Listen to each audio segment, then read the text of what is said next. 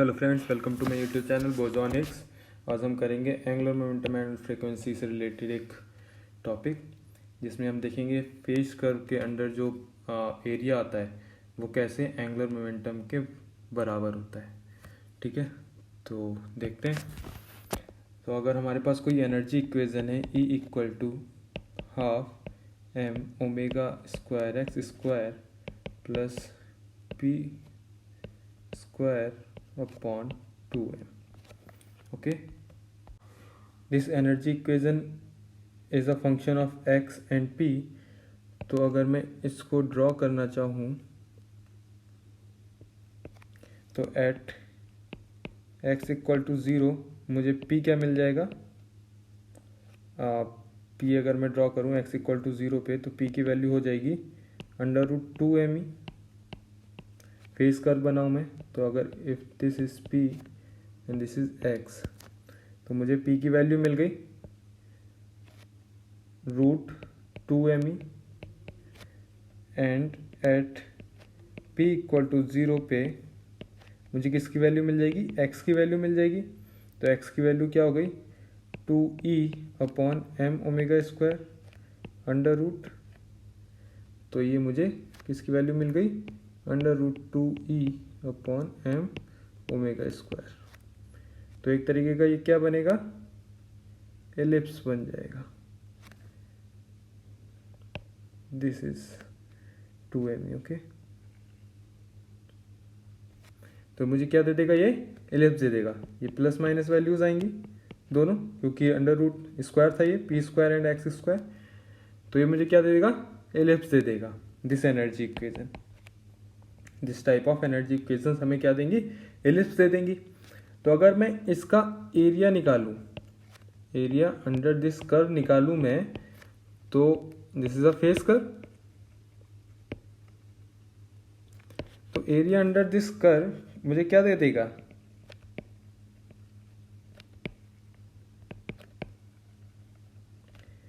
क्या होगा, J equal to integration of P dq। dq is nothing at dx। Okay, तो ये मुझे क्या दे देगा, angular momentum. Angular momentum, okay, ये मुझे एंगुलर मोमेंटम देगा।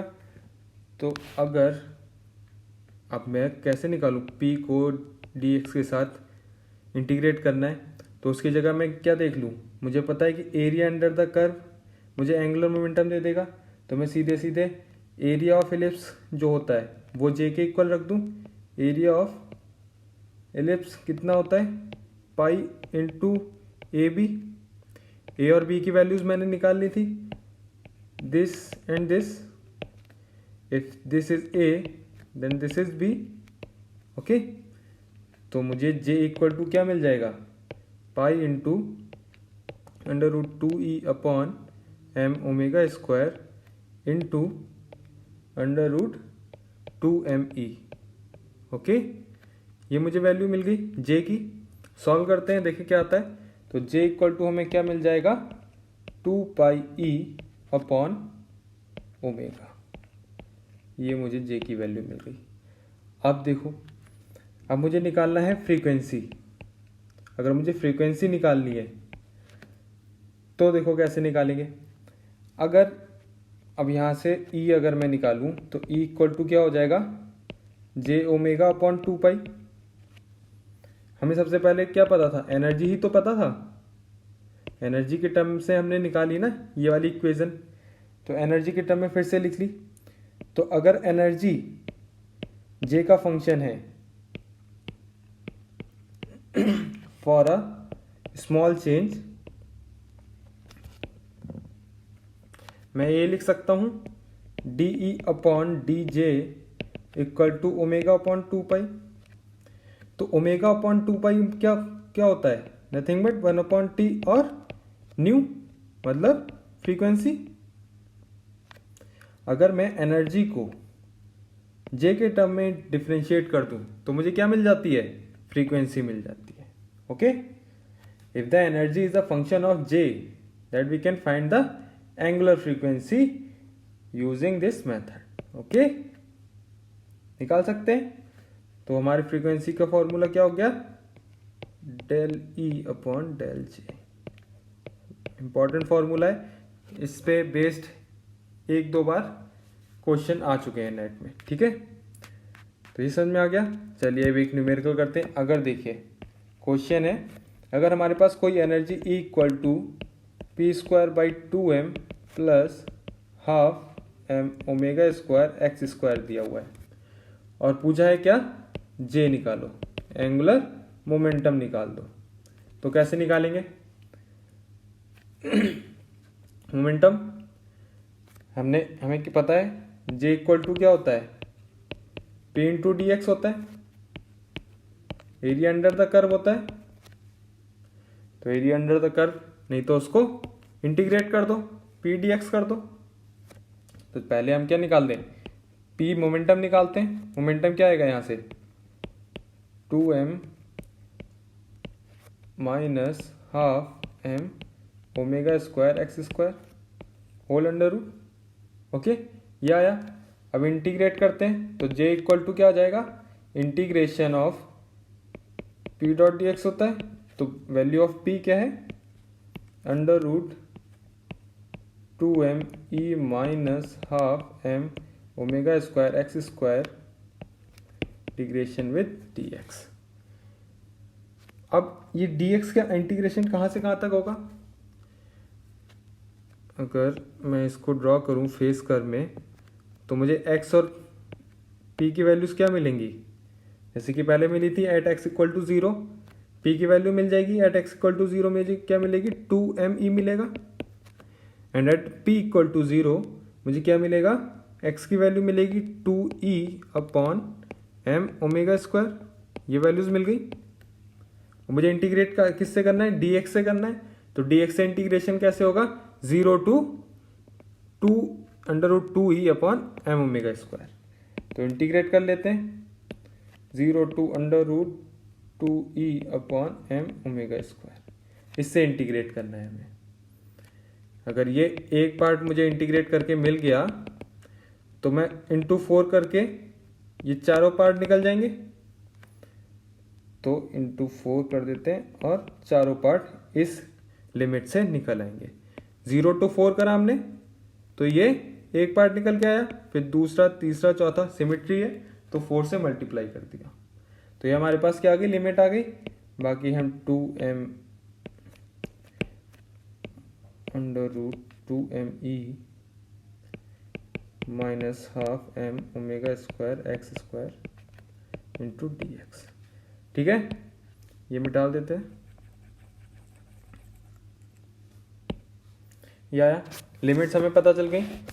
अब क्या करें, 2me कॉमन ले लेते हैं बाहर, अंडर रूट 2me अगर कॉमन ले लिया बाहर तो हमारे पास 2e upon m omega square, अंदर क्या बचा, under root 1 minus m omega square m 2me common होके m omega square upon 2e x square into d x, ये बचा।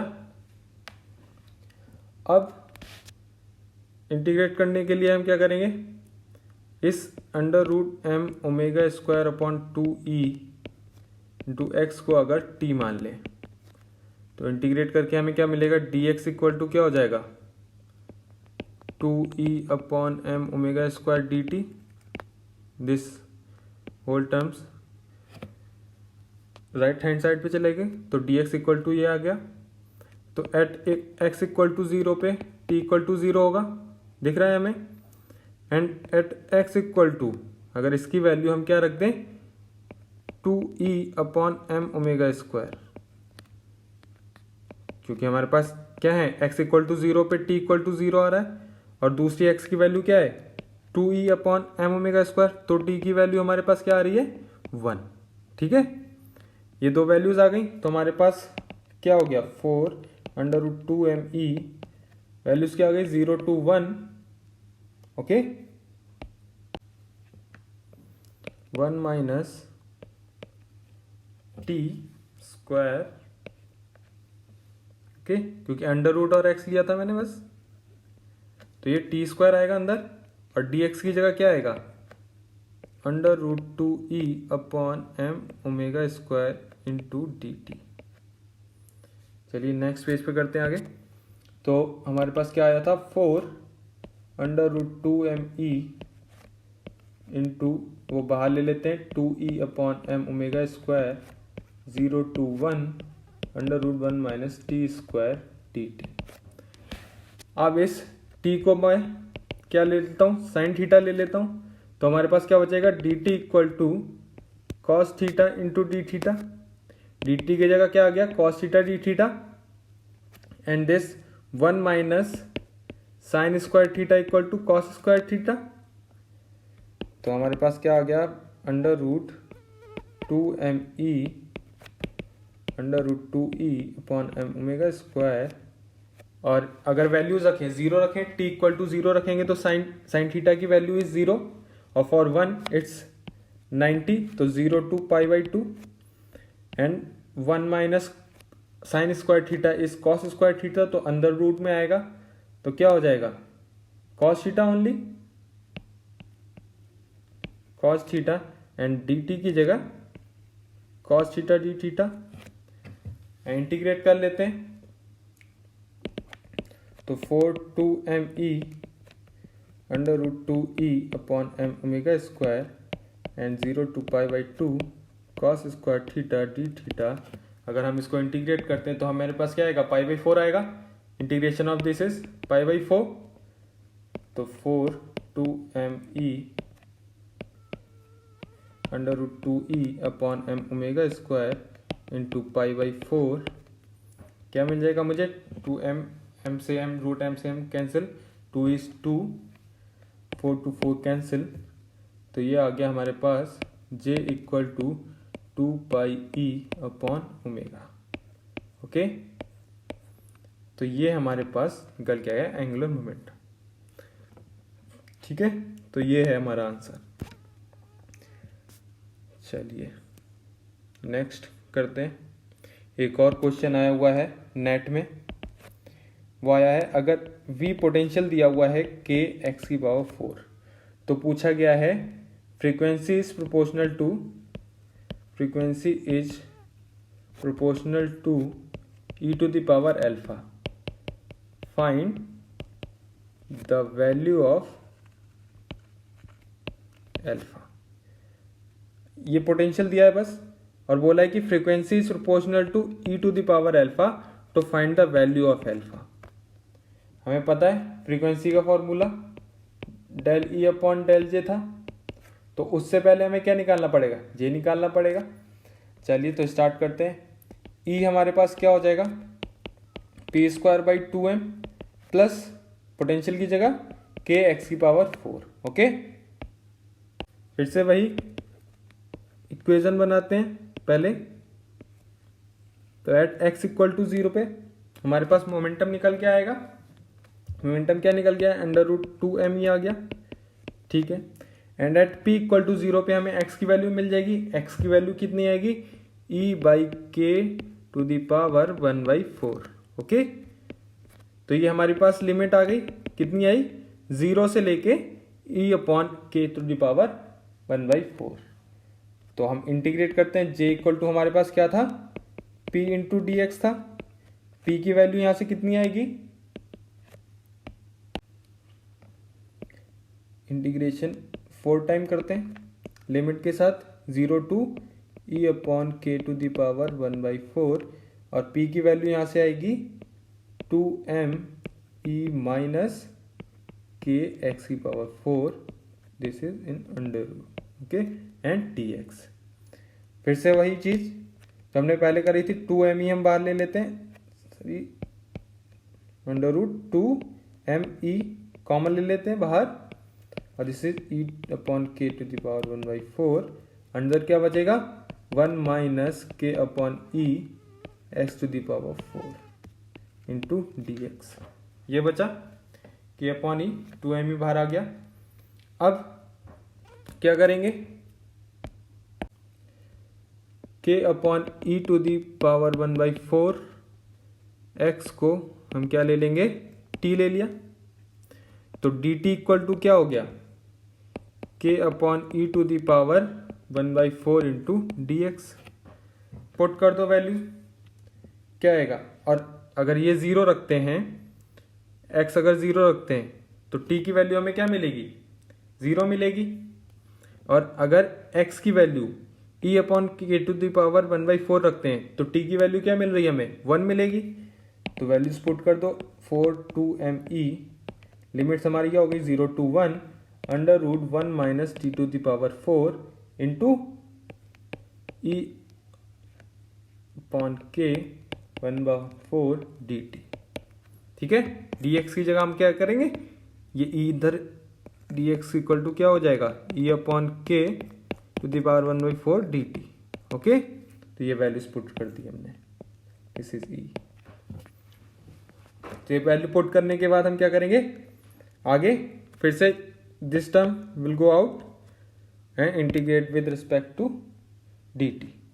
तो हमारे पास क्या आ जाएगा, 4 under root 2 m e into e upon k to the power 1/4 0 to 1 under root 1 minus T to the power 4 dt। ठीक है, अब देखो बेसिकली हमने निकालना क्या था, फ्रीक्वेंसी निकालनी थी ना, that frequency proportional to e to the power something, this frequency is proportional to e to the power alpha. ठीक है, e to the power alpha. तो दिस अल्फा की वैल्यू निकालनी है हमें पता चल रहा है यहाँ से j इक्वल टू हमने ये निकाल लिया, जो कि प्रोपोर्शनल किसका है, j इज प्रोपोर्शनल टू, यहाँ से e की जो पावर्स हैं वो क्या है 1/2 प्लस 1/4। ओके, ये पावर है, तो अगर इसको ऐड करें तो कितना आ जाएगा, तो हम इसको लिख सकते हैं j equal to some constant beta e to the power 3/4, ये आ जाएगा। तो अगर हम यहाँ से e इक्वल टू निकालें, e इक्वल टू क्या हो जाएगा 1 upon beta to j the whole power is 4/3 हो जाएगा, ये आ जाएगा। और अगर हम फ्रीक्वेंसी निकालें यहाँ से, तो न्यू इक्वल टू हमें पता है del E upon del J है, डिफ्रेंशिएट कर दो, क्या आ जाएगा 4/3 1 अपॉन बीटा की power 4/3 and J equal to J into J to the power 1/3। तो न्यू जो फ्रीक्वेंसी जो है वो प्रोपोर्शनल किसके है,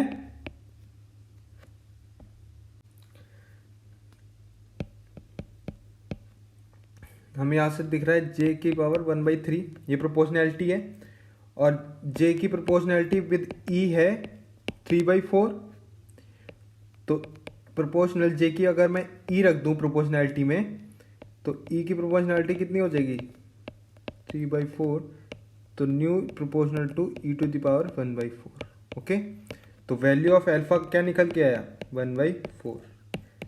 ठीक है, तो ये हमारा ऑप्शन मतलब जो भी दिया होगा, तो this 1/4 is correct. Okay, thank you guys, please subscribe my channel and press the bell icon, and please subscribe and like also, and if any doubts so please comment.